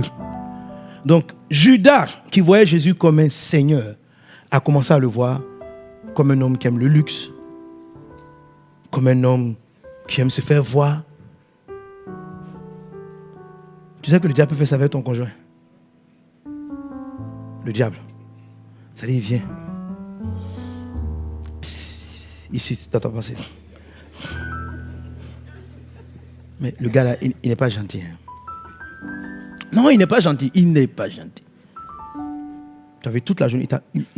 Et puis quand le diable te parle, il dit pas, il t'a pas appelé. Il parle en jeu. Parce qu'il inspire dans la pensée. Il dit, le gars n'est pas gentil. Il ne m'a pas appelé. Ce n'est pas toi qui as dit. C'est lui qui l'a dit. Il ne m'a même pas appelé. Il ne m'appelle jamais même. Le diable est là. Hein. Il ne m'appelle jamais. Depuis qu'il m'a marié, vraiment. Et le diable est couché en train de parler. Il est en train de calomnier ton mari. Son nom, le diable, ça signifie calomniateur. C'est son travail. C'est de calomnier. Calomnier, ça veut dire du mal d'une personne. Et il fait ça sur ton mari. Vraiment. Non. Non. Il t'explique. Le gars, il arrive du travail. Il est tout content. Chérie! Oh, avant qu'il arrive, le diable l'a gâté. Vous voyez ça?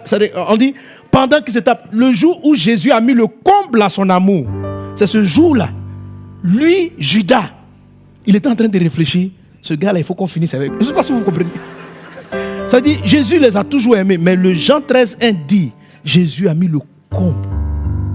Donc peut-être que ce jour-là, tout ton mari, il dit, aujourd'hui, je vais faire plaisir à ma chérie. Voyant le plaisir qui va venir, il commence maintenant. Même par exemple, ton mari a prévu t'envoyer au restaurant aujourd'hui. Et viens. Après combien d'années? Parce qu'il est parti à l'église, il a écouté le pasteur. Aujourd'hui, il veut se jouer les galants, quoi. Les galants. Et vous partez au restaurant sans bonheur. Tu arrives, ton visage est sérieux. Tu dis, mais chérie, c'était notre fête. Dans la voiture, boudé. Arrivé au restaurant, boudé. Qui te fait bouder? Parce que le diable l'a calomnié. Il est venu te dire. Il est venu t'expliquer un truc. C'est un moment de bonheur. C'est un moment où vous allez être bien. C'est-à-dire qu'il va te prendre et puis il va ramener tes pensées sur ses défauts. Pourquoi? Aujourd'hui, il veut se jouer les gentils. Mais en 1900...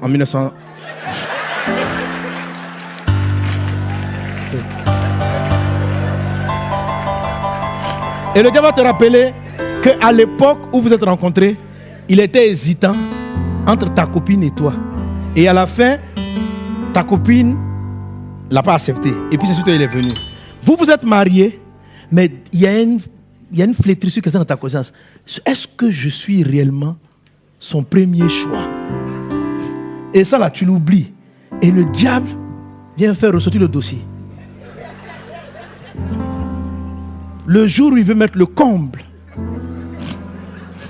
à son amour, il va t'offrir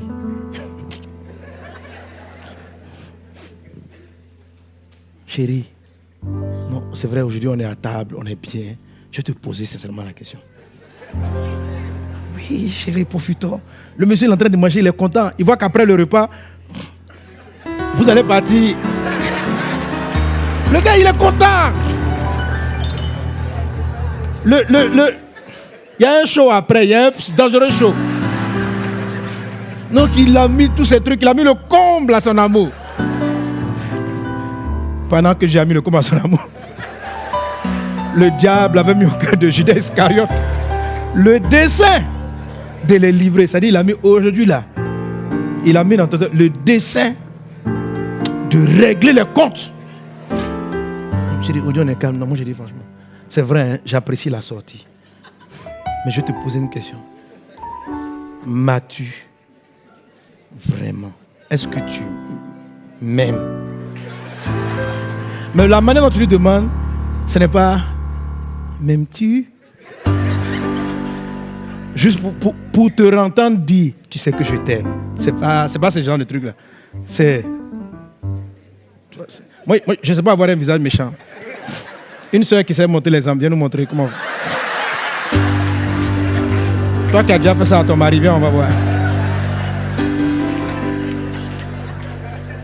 Personne ne sait faire ça. Vous n'avez pas fait ça. Non, vous êtes des femmes trop extraordinaires. Vous êtes trop bien. Vous êtes des léamans. Alléluia. Amen. Donc, le diable attaque comme ça. Calomnie. Et ça peut gâcher une soirée. Ça peut gâcher un élan. Les disciples étaient contents, mais Judas a tout gâché. Le lendemain, il a livré Jésus. Il a tout gâté. Mais c'était dans le plan de Jésus. Le diable. Donc ne croyez pas que vous allez voir quelqu'un apparaître avec des corps. Je t'ai expliqué, ton mari. Non. Jésus est là, il parle. Pierre parle, on dit c'est Dieu qui a parlé. À un moment, il parle, on dit c'est Satan qui parle. Donc tu ne peux pas savoir, c'est pas clair. C'est très subtil. Ce sont des pensées qui viennent. Mais il faut savoir les qualifier, il faut connaître la source. Et c'est comme ça qu'il a séduit Ève. Mais là, pour Ève, c'était le serpent.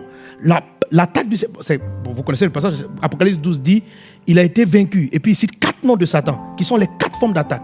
Il dit le dragon, donnez-moi le texte, le dragon, le serpent ancien, le diable et Satan. 4 noms du même personnage.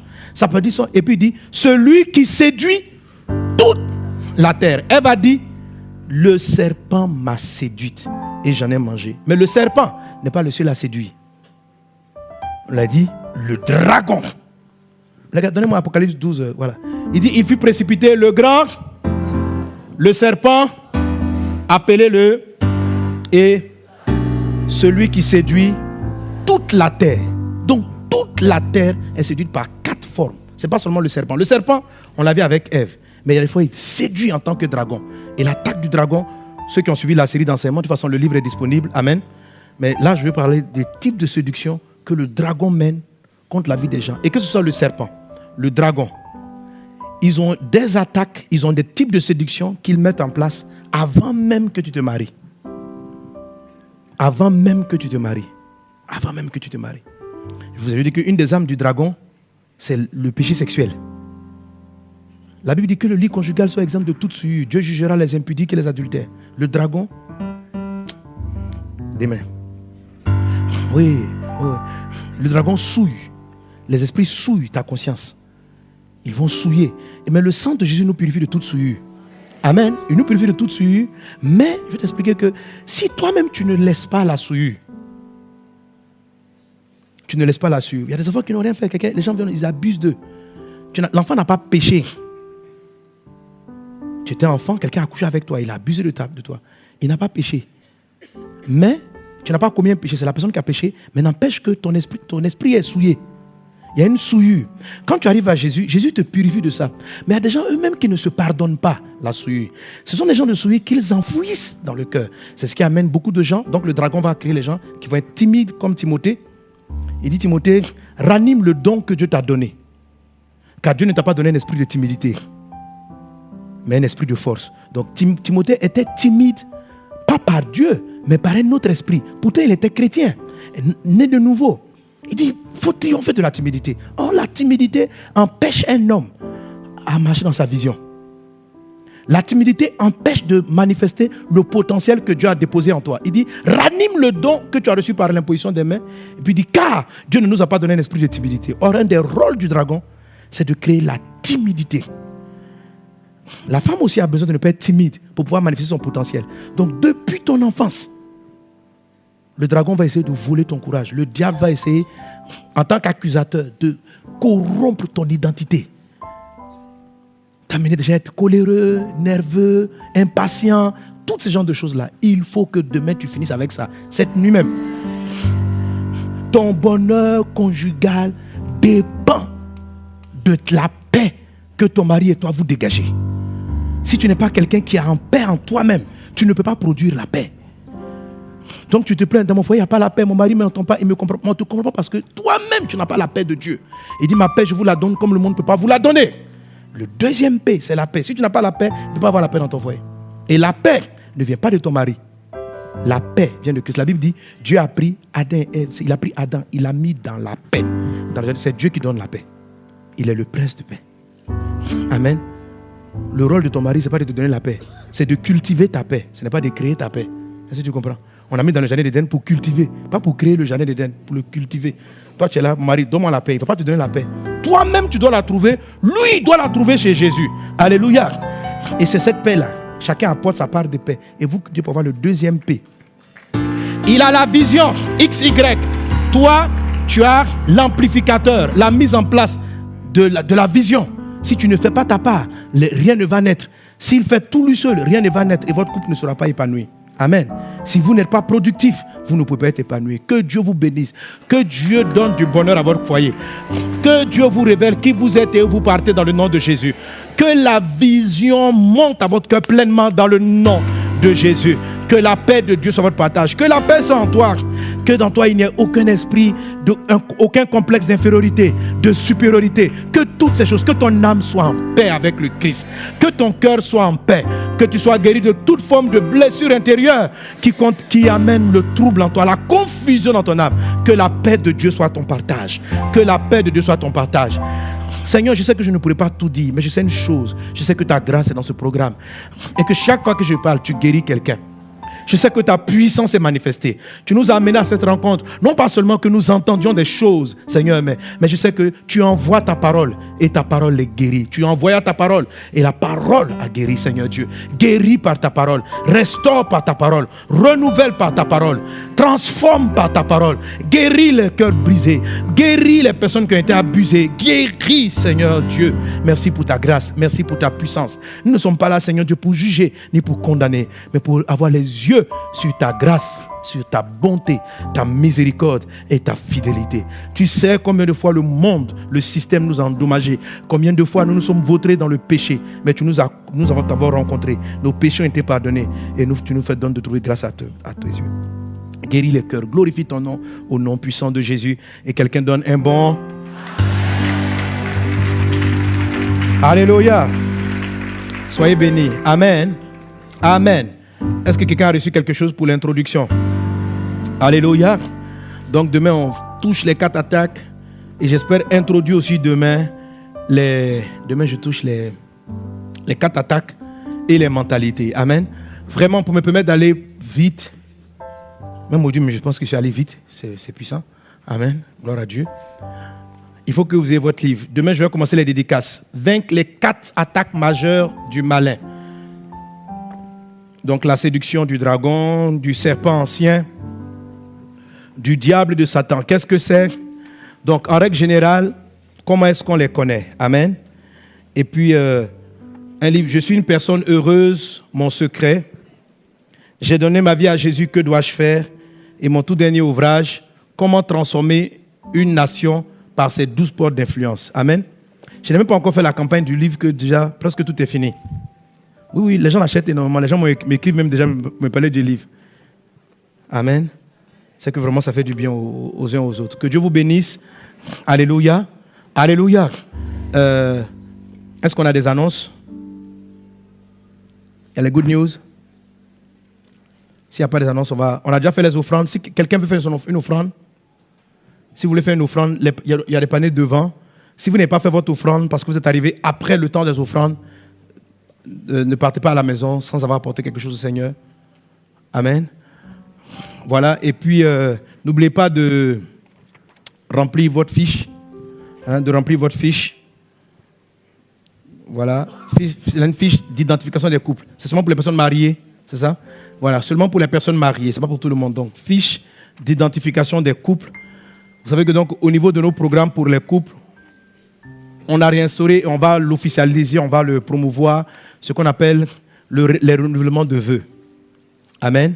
Voilà. Il faut se rappeler les bonnes choses qu'on a décidées dans le couple. Donc, à des périodes données, amen, vous devez fêter votre couple, rendre grâce à Dieu pour cet homme, pour cette femme que vous avez rencontrée. Amen. Et puis, on va faire des cérémonies, vraiment comme si c'était le jour du mariage, quoi. Parce que souvent, le jour du mariage, vous n'avez même pas vu clair dans votre mariage. Amen. Donc, vous allez prendre une date d'anniversaire de votre mariage. Amen.